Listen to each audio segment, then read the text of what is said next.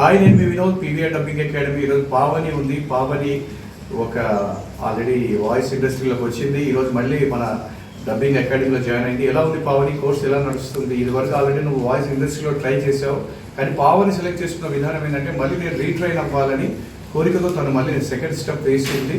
కాబట్టి అసలు ఎలా ఉంది? మనకు ఆల్రెడీ ఇండస్ట్రీలో మనం పరిచయాలు కానీ అవన్నీ తెలుసు కదా. అక్కడ ఇండస్ట్రీలో మనం నిలబడగలగాలి అంటే ఇక్కడ వర్క్షాప్ అలా గట్టిగా నడుస్తుందా లేదా? హాయ్ ఎవ్రీబడి, నా పేరు పావని. సార్, ఇంతకుముందు నాకు మంచి డబ్బింగ్ ఆర్టిస్ట్, మేనేజర్ అండ్ యాక్టర్గానే తెలుసు. ఇప్పుడు నా గురువు గారు, నేను బెస్ట్ పర్సన్ చూస్ చేసుకున్నా నా లైఫ్లో గురూజీగా. ఎందుకంటే ఇక్కడ వచ్చిన తర్వాత ఇంతకుముందు డిఫరెంట్, ఇప్పుడు నాకు ఇంకా కాన్ఫిడెన్స్ లెవెల్ అనేది పెరిగింది. ఇంకా నేను సక్సెస్ఫుల్ అవుతాను అనేది నమ్మకం కూడా వచ్చింది.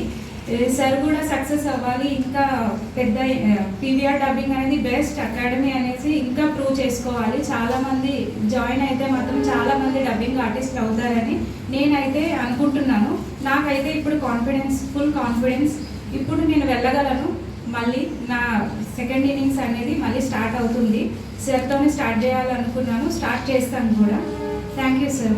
తప్పకుండా ద్వితీయ విజ్ఞంలో తప్పకుండా నువ్వు సక్సెస్ సాధిస్తావు. కాబట్టి ఈ రెండవ స్టెప్ అనేది నీకు ఇక లైఫ్ లాంగ్ ఉండిపోతుంది అనేది మాత్రం నేను నమ్ముతున్నాను. కాబట్టి మీ హార్డ్ వర్క్ అనేది తప్పకుండా ఉంటుంది. యాజ్ ఏ గురువుగా, యాజ్ ఏ ఫ్యాకల్టీగా నాకు తెలిసిన విద్య నేర్పించడం వరకే నా బాధ్యత.